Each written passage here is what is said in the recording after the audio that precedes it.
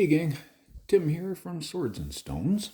Thought I'd do a little novelty video again just to put something back up on the channel.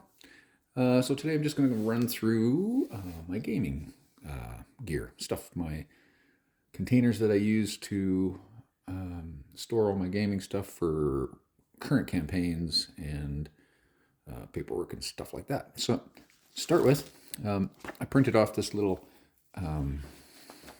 extra section out of the main game guide for solo play. So I do have a section in my guide for solo play where I've got a little bit of an oracle in there, basically just a guide on what to roll to get a yes/no answer, reactions, that sort of thing. In the back, there is some for solo dungeon crawling, which I got from Axebane's Deck of Many Dungeons, where I borrowed most of these from. Did a few oddballs in here that are of my own as well. So that I just printed off separately out of the guide just to have for the days that, like I said down here, for the days that you just want to play, but nobody else does, or you just don't feel very social at the moment. So yeah, some half-decent solo stuff. This is my main campaign book, which I should have unzipped before I decided to do this. Sorry if the camera bumps, but needless to say. All right, so in here we'll just quickly run through.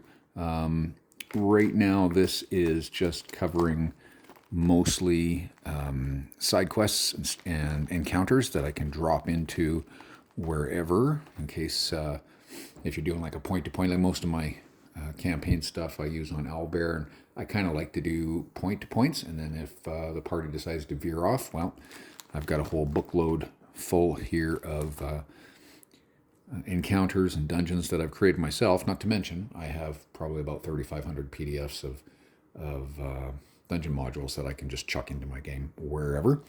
So that's really quick. In the back here, we have our dungeon description sheets, and we have our in-session player tracking sheets, some extra full character sheets. These are random encounter sheets if you want to do those on the fly and fill them out. In the front, we have, I've got a D&D coloring book. Here's some side-facing character sheets, which these are way simpler than the one I drew up. They don't look as fancy, but they're quick reference sheets, basically. I like to use these for the solo, but even for the regular ones. I also have a copy of the game journal. Our game journal is something that I hand out for in-person playing, which not only has your character sheet, but it also has a quick reference for gameplay, and down here for weapons damage, for the dice to roll. It also has, on the back of the PC sheet, you've got where you can build up your background if your player survives that long. You can put a little character drawing. Over on this side, you've got your basic backpack, and then lots of room to store your gear slots to put description, as well as spell stones and whatever extra stones you have, and then a couple pages of notes. So that is our Swords and Stones player's journal that we hand out for in-person stuff. Cool. All right. So moving on to my gear that I haul with me when I go play in person, or just so I can have it organized for setup when I'm working on games. So this nice little storage container I got off of Amazon, soft-sided. Would be nice if it was a little stiffer, but that's okay. I've got a copy of the game here in zine form, or digest form, you could call it. So if somebody wants a copy, I could always hand that out. Of course, I got a dice tray in here, and then another copy of the game back there. Here we have a bag of dice that I use currently for in-person. So I have a full regular set of dice, which I like the oversized dice because, well, I'm getting a little older and can't really see all that well. So I like to be able to see things nicely and properly. And these are cool dice. Got these off of Amazon. I think they're about 16 bucks Canadian per set. Of course, a bunch of D6s because all of our monsters do damage via D6. You start out for the first 3 levels at 1, then you go up to 2, and then a couple levels up, you're up to 3. So every 2 to 3 levels, monsters add a D6 to their damage, so they become a lot more destructive. These are my combat dice. So I have a blue one for the players, a red one for the monsters, because when we do combat, it's player facing and we roll attack and defense at the exact same time. And you can check out how to do that on our YouTube channel. A fumble table. I printed this off a while back just to make it fun if you happen to roll a critical fail. And there's also, on the other side, there also is the critical hits. So instead of trying to just come up with stuff on your own, if you're not all that creative or not feeling it in the moment, you can definitely do that. This is the in-session player tracker that I'm using now. It's a modified one. So basically, this is for the DM or GM, however you want to call it. We use game host, person that runs the game, to track stats, the basic stats of all your players. So you go across the top, you got the player's name, the character name, the player's name, what level they're at, and of course we run at per DC for 2 hit and for defense for level, so you mark down the DC, your current hit points and your max hit points, your armor class. Those that are used to regular D&D, armor class is totally different. It's a modifier in our game. It's a 4 using when you are on the defense. Tracking experience points. We go up 1,000 experience points per level. So we start out at 1,000 at level 1, hit level 2 by the time you hit 2,000 experience points, get to 3,000 or level 3, etc. Track the torches, because we do torches in 1 hour increments. So I start everybody out with, I think, 4 or 5, and we go from there. Our sessions last on average about 2 hours. So when they start getting low on torches, I kind of drop hints here and there. You might want to either try to search for torches or maybe think of maybe finding some material to make some. Rations. This is food and water. So we track rations. I start everybody out at 14, so basically 2 weeks worth. And every day, mark one off, and that includes a water supply. Heal stones. Those are the wonderful little stones that anybody can use to roll on their wisdom to try to heal themselves or somebody else in the party. Ambite, that's the local gem on our world of Ambien, which players can save up to either use to trade, because there's no real currency, or they can roll on their intelligence to try to see if they can convert it to gold, because humans are the only creatures that can do that by touch. Armor type, we track this because it is a modifier to add to your defense, as well as a shield and helmet. Those are +1s to add to your defense, so that you add those. Plus your constitution is how you get your armor class. Weapons that they find. I don't track on here random gear that they're picking up. I leave that up to them. But definitely track weapons, as well as spell stones. So here's the spell stones that this person's found. And once it's used, especially for early levels, once a spell stone is used, it just goes gray, becomes a rock. You have to chuck it. So that's part of the exploration tension.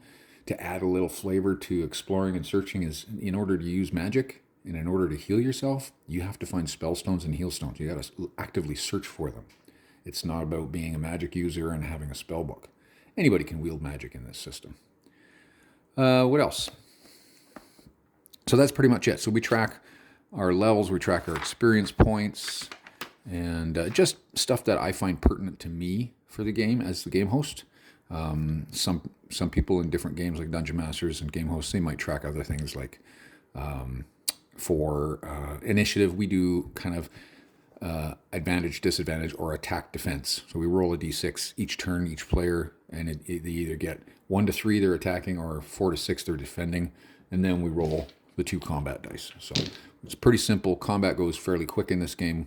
Even with, I've had up to 8 players. I think we spent maximum 10, maybe close to 15 minutes on a combat session at the most, instead of 2 to 4 hours for a full combat session in 5e.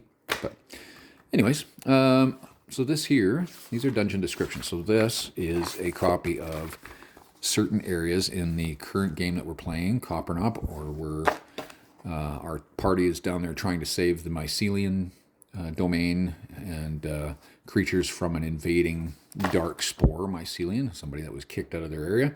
So what I do is we play on Albert, because everybody plays online at the moment, but I go through, and each room for each area, I write up basic stats in here: what the room smells like, what the air quality is like, some basic description of what the characters might see when they enter a room or an area, stuff that's laying around, gear. So if they roll they might find this gear. If they have to roll a 1 or a 6. If they roll a 1, then we roll on the stones list, see if they find spell stones, heal stones, or specialty stones. If they roll a 6, then we roll on the gear, or I tell them what they find in here. Same for weapons. So if they roll a 6, then we go to the table in the book where they can roll a d6 again, and they might get the weapons table, they might get the gear table. They might get ambite. So I roll on here. Sometimes I put how many ambite they could find, spell stones, etc. What we also do is if they roll, say they roll a 1 to 6, they're doing exploration in an area in a room, they roll a 1. So that's stones. So then we go to the spell stones list in the guide, and then they roll a d6. So I make it random. So they roll a d6. Let's say they roll a 1. So they find spell stones. And then I tell them to roll a d4. Depending on how many people are in the party, if there's 4 people in the party, we'll roll a d4. If there's 6, we'll roll a d6. So that way there's option for, pretty much everybody to get a stone. So they roll for quantity. Same with heal stones. But yeah, so I do that for pretty much every area and every room within the game encounter. And of course, here we go, game host notes, where I write down every time we have an encounter, I write down the critters, write down their hit points, etc. Here is my game host shield, or DM shield you want to call it. So in here there's the basic map for the area that they're exploring right now, the main domain. Here is our game host inserts. So we got basic stuff to look up. You look up what your DC level is at the top left corner, or how it changes per level. Reaction. You've got combat damage here, what happens per level. So for instance, levels 5 to 6, you do your weapon damage plus you add 2d6. So as you go up higher, hit points on the creatures go up higher, the DC goes up higher. So it's harder to hit them, but you also do way more damage if you do. Armor class, basic breakdown on how it works and how it goes up for the deductions. So if you're on the defense, when we roll our 2 d20s, okay, you take your number, whatever it is, and you add it to your armor class, and hopefully you make your DC. If you make your DC at levels 1 to 4, the monster, I roll the damage dice for the monster, and if you've made your armor class defense, then I just take a point off of the damage dice. So if I've rolled a 4 damage, now you only take 3 damage. That's how that works if you make your DC. And it goes up. So levels 5 to 7, I take off 2 points, and levels 8 to 10, we take off 3 points. So that means you become more skilled at defending yourself. Here's weapons damage, just a brief breakdown. In the middle here, we've got critical rolls. So I will have my own list of what happens for doing crits. For player characters, if you roll a natural 20, instantly kill the creature. And the reason I do that is because of how everybody's fairly low hit points and how we roll advantage, disadvantage, or attack defense every turn. So if you get stuck on defense every turn at the early levels, you only run like 10 hit points. So at first level, you're at 10 hit points. You could be dead at 2 levels. If you're on the attack, you fail your defense, they make their attack, the monster makes its attack, and it rolls the full 6 on a d6. So that's 12 hit points in 2 rounds. You could be dead. So I always tell characters, hey, think out of the box. Think something other than combat. Or if not, if you really like to be a murder hobo, or you just like the whole idea of combat in dungeons and stuff like that, roll up several characters. Specialty skills. So at level 4, you can acquire a specialty skill. Now, there's a few of them on here, not all of them on here, I don't think. I thought there was a dozen, but needless to say, there's 9 on here. You can just pick one. The most popular ones are spells. At level 4, you can memorize up to 4 spells per day. And you can use them twice a day with a 2-hour break in between. And then once that's over for that day, you can use them again the next day. You can keep those same spells, or at the beginning of the game session or the beginning of the game day, you tell the game host, hey, I have 4 different spells, or I only want to try these 2 spells for today. It's something along those lines. So that gives you that option. And that's with regards to your spell stones. So basically at level 4, you don't have to throw them away anymore after you've used them. Healing, the same thing. Because once you've used a healing stone in the early levels up to level 3, it's used, it's done. It's just a gray rock, you throw it away. But the healing is the same thing. You can use up at level 4, you can have a healing stone that you can use up to 4 times a day with 2-hour increment in between. You've got other things like ambidextrous. You can fight with 2 weapons, gives you an advantage to add more damage. Counterstrike. You can use a counterstrike where you can roll an instant D4 for extra damage when if you make your defense and the monster fails. So let's say you're on defense and you roll a nat 20. Okay, so a nat 20 gives you an instant counter for D4. But this skill here, you can attach this skill to your character so that you can do that every single time you're on the defense, not just when you roll a natural 20. Now, if you roll a natural 1 on your defense, this doesn't apply. Languages, something that you can pick up, which would be nice because there's no common tongue in this world. The only common tongue is amongst humans. You do not understand the locals' tongues unless you pick up that skill, which is here, or you find language or speaking stones along the way. Stealth, obviously, that's pretty self-explanatory, so you can be sneaky. Hand-to-hand combat, so if you pick up that skill, there's a table you can roll on to decide what kind of strike you've done, and then it's basically a d6 damage. There's diplomat, and then there's a few others that are in the guide too. So up here you got a suggestion for how to break down your ambite. Lately I've been doing just rolling a d12, and that's how many ambite gems you find. And basically 1 gem is 10 gold pieces or 10 experience points. So again, I use the gold piece reference for those that are a grognard like me and they can understand it, but basically finding ambite, you just get experience points. Same with finding spell stones and healing stones, any kind of the magical stones. I give out 25 experience points to the character player for finding, and then if they use it successfully, I'll give them some more experience points. So their XP can go up quickly. Here's the damage, or the identity, how to identify and how to do your damage for spell stones. Okay, so a spell stone, you roll 1d20 and you add your intelligence modifier, apply it against the DC for your level to identify the spell. And once you do, I got another page over here, I'll show you. We roll on the table to find out what spell it is. So it's not determined ahead of time, it's random. And then for heal stones, you roll a d20, add your wisdom modifier against your DC to be able to use it.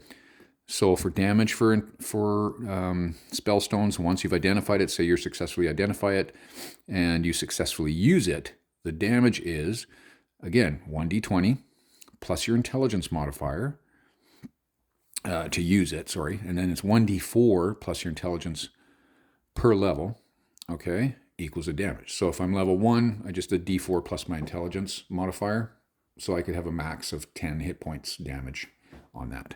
Because our modifiers are 1d6 max, so 6 is the maximum modifier. Heal stones, add your wisdom to use it. Heal stones for hit points recovered is a d4 plus your wisdom modifier. So again, the maximum of 10 hit points you can recover. We also do that every new game session and every in-game day. So every day you roll a d4, you add your wisdom modifier to it, and that could be your recovered hit points for the day. And here's some optional stones. So you got a tracking stone, it's kind of like a ranger stone. You can use it to track critters. You can roll on a table to find out what you find. Claw track or hoof tracks, broken branches, traces of blood, that sort of thing. Stone of Wonder. Now this is one that is kind of a... it's ones that they're excited to find, but they're a little leery of finding. Which is another reason why I tell them to roll up extra characters. With this, we roll Stone of Wonder. Let's say you successfully find it, you attune to it, and you go to use it. So when you go to use it, you have to roll randomly on its own table to find out what it does. So it could open a hidden door, create a vision. It could dissipate any magical attack or effect, which is pretty cool. It can create a portal, so you can bamf yourself into another part of Ambien. You can morph your PC into one of the local races, there's a secondary table here is to pick which one. And then the last one, the 6th option. If you roll a d6 and you get a 6 using this stone, This sends your PC back through the veil to their own time and place on Earth. So you're now successfully gone home and you're safe. Then we got the possession stone, which is obvious. You can use that to either possess the creature that's attacking you or an object, or, you know, if one of your party members, maybe one of your party members is stuck in something and they can't figure out how to get it. You know how, but you can't communicate it. So you use a possession stone. You possess that person and then help them get out of their situation. There is a risk of using the possession stone, of 1 in 6 chance that the stone will possess the entire party. The party can roll on their constitution to see if they successfully defend themselves against that. If they don't, they will get sent through the portal, the veil again, and sent to Darmandu, the Forbidden Zone, where they're stuck. And there's no way home. Stone of Speaking, that's obvious. You can roll on a table to figure out what stone or what local language that you get to speak. Okay, so last page here. This is our spell stones. Spell stones. So I've got 6 tables to choose from. So you roll a d6 and roll a d10 anytime you go to identify a spell stone, and it's just random. So you could get multiple stones with the exact same spell, which is kind of cool. And then we have a random monster table here, just a quick one rolled up for the game host to, you know, if you want to, when you're doing your random encounters. So you roll a d4, roll a d12, and there's the monster that you can choose for that random encounter. All right. A nice zipper covered copy of the game guide, and I've got it all separated out, tabbed out here for quick reference. And that's pretty much all I have in this here. But I got this off Amazon. I figured, well, geez, you know, that's a beautiful cover. I'm going to put that on my own game. And then in the bottom here, we have some more encounters and or side quests that I have done up on Owlbear. So this is called the Abandoned Villa. Whoops, sorry for the bump. And in there, I've got the maps for dungeons and the area as well. This one here is called the Sunburnt Isle, which is originally an Old School Essentials module that I took out of their anthology, and I just converted it to my own. And down here, the big book, we have our main campaign, Legend of the Torafu Temple. This one here is there's a map of Ambien, just a quick one of the peninsulas. There's one of the critters from Darmandu, or Torafu. So this is the main campaign that eventually my players will hopefully get into and find the big bad that is running Ambien, possibly either convince it to let them go home or kill it off. What it is or who it is, we're not sure yet. But basically in this system in my game, you live on Earth. Your character lives on Earth at any time throughout Earth's history. And for some reason, one day, you are just going about your day, or you're just getting up to start your day, or what have you. And the veil grabs you.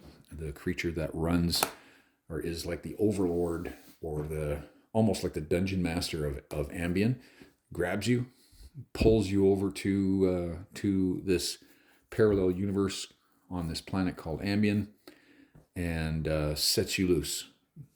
Gears you up with survival stuff, a backpack, weapon, maybe a shield, maybe some armor, and just sets you loose and throws creatures at you, throws situations at you, and sees if you can survive, see if you can find that stone of wonder and find your way home by chance, or, you know, as the characters, as I said, with regards to finding the big bad, finding this creature or this person, and either making a deal, getting sent home, or killing it. And hopefully that will release its hold, its grasp on Ambien, and allow you to go back to Earth time. Now, having said that, the players that are playing in my current campaign, they understand that there are already humans living on Ambien. Humans aren't natural residents. So they come to Ambien if they happen to find humans.